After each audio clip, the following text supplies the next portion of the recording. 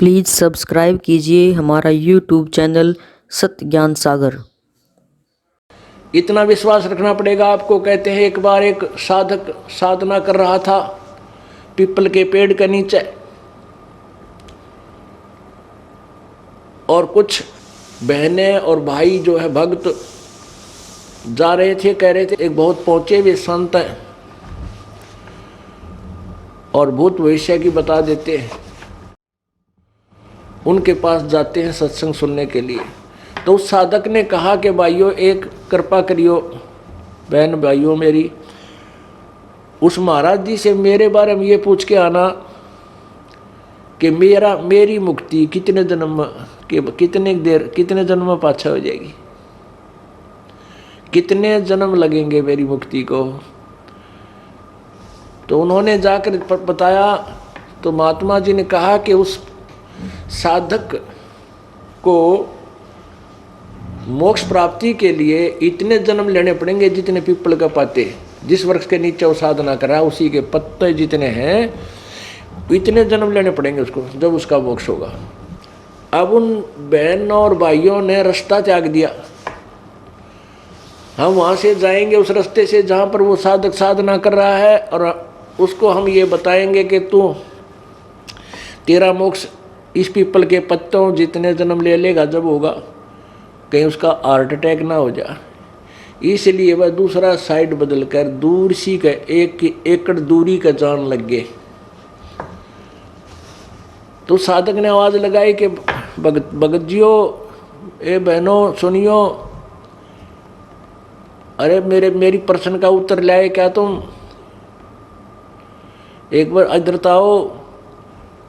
तो न सोची भाई चल,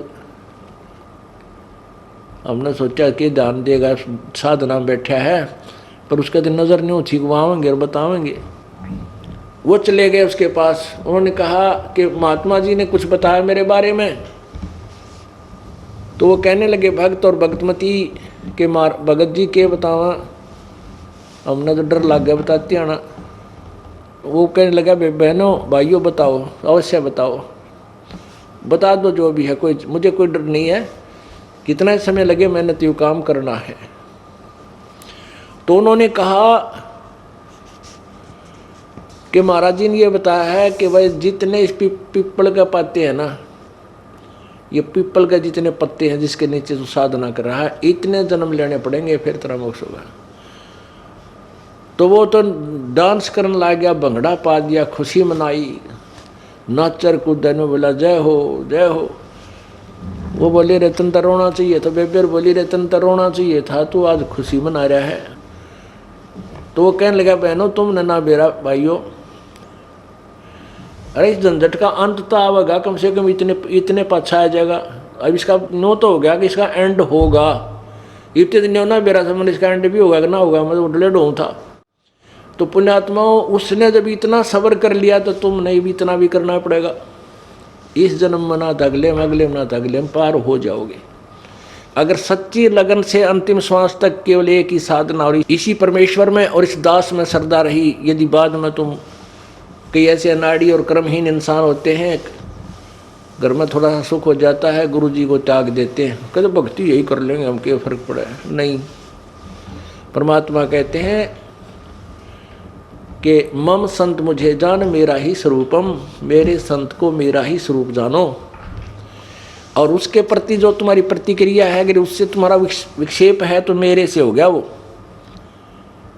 अगर तुमने गुरुजी से किसी भी पॉइंट से विक्षेप कर लिया, किसी भी पॉइंट से आप उससे नाराज होकर दूर चले गए, तो मेरे से नाराज हो गए तुम, फिर यहाँ आ लिए तुम, यहाँ क्यों बाट देखो। तो ऐसे हमने अपनी श्रद्धा बनानी है अंतिम श्वास तक उस परमात्मा के पाने की। प्लीज़ सब्सक्राइब कीजिए हमारा यूट्यूब चैनल सत्य ज्ञान सागर।